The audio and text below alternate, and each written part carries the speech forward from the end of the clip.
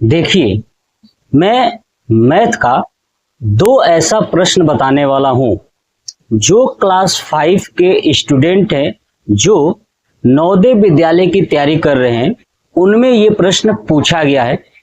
इस प्रश्न की खास बात क्या है कि देखने में एक जैसे लगते हैं लेकिन आंसर अलग अलग आता है। क्योंकि मैं जब नवोदय विद्यालय के बच्चों को पढ़ा रहा था तो उनके सामने ये प्रश्न आया। एक टीचर होने के नाते मुझे ये बताना जरूरी है कि आखिर में इन दोनों प्रश्नों को सॉल्व कैसे करोगे, क्योंकि प्रश्न में कोई भी डिफरेंस नहीं है, सिर्फ थोड़ा सा डिफरेंस है और उसी डिफरेंस के कारण पूरा क्वेश्चन का सॉल्व जो होता है वो तरीका ही बदल जाता है। और वही छोटी सी डिफरेंस एक टीचर होने के कारण मुझे बच्चों को बताना पड़ता है कि यही एक डिफरेंस है जिसके कारण इसका आंसर चेंज हो गया।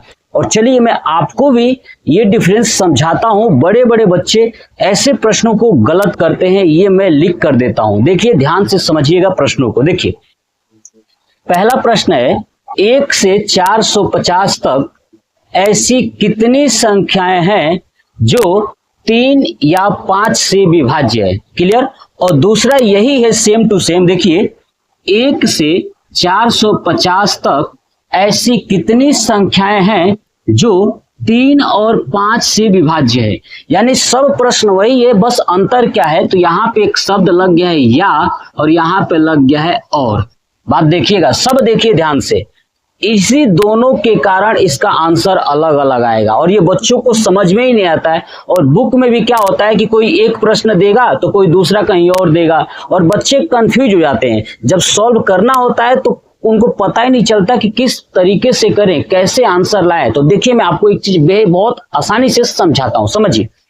देखिए, पहला जो या शब्द अगर आपको दिख जाए, क्या दिख जाए, या दिख जाए, तो देखिए 1 से 450 तक पूछा है ना कि ऐसी कितनी संख्याएं हो जो 3 या 5 से कट जाए। तो देखिए, सबसे पहले कितना है, 450 तक। पहले प्रश्न बता रहा हूं, 450 तक।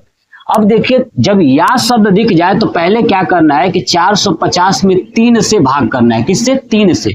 जो यहाँ पे 3 है तो 3 से, अगर दूसरी कोई संख्या होगी तो दूसरे से 3 से भाग करना है। 3 से भाग करोगे तो 15 या 45, 150 आ जाएगा। क्लियर। चलिए, उसके बाद दूसरी संख्या क्या है, 5। फिर 5 से भाग करेंगे। किससे भाग करेंगे, 5 से। अब यहाँ पे 5 से भाग कर देता हूं तो 5 से करेंगे, 5 9 45 हो जाएगा 90। अब देखिए, आपको 3 से भाग करना है, 5 से भाग करना है, या जो जो संख्या दिया होगा उससे भाग करना है।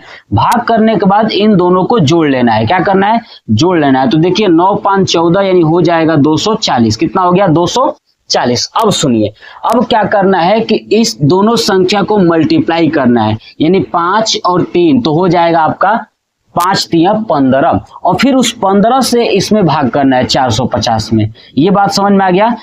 पहले अलग अलग करना है, उसके बाद इनके गुणा से भाग करना है। तो ये कट जाएगा कितना बार में, 30 बार में, यानी इसका आंसर आ गया 30।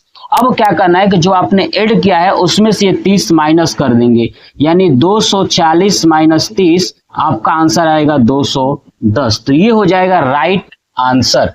क्लियर। चलिए, अब देखते हैं दूसरा प्रश्न। जब दूसरा प्रश्न में क्या छुपा हुआ है, और छुपा हुआ है, तब क्या करोगे। जब भी और शब्द आ जाए तो कुछ नहीं करना है, इन दोनों को मल्टीप्लाई करना है और ये जो 450 था उसमें डिवाइड कर देना है। यानी 450 भगे 5 3 15, इसको डिवाइड करेंगे तो आपका आंसर आ जाएगा 30। क्या आ जाएगा, आंसर आ जाएगा 30। यानी समझ में आ गया कि जब 1 से 450 तक की जो संख्याएं हैं 3 या 5 से जो विभाजित होंगी वो होंगी 210।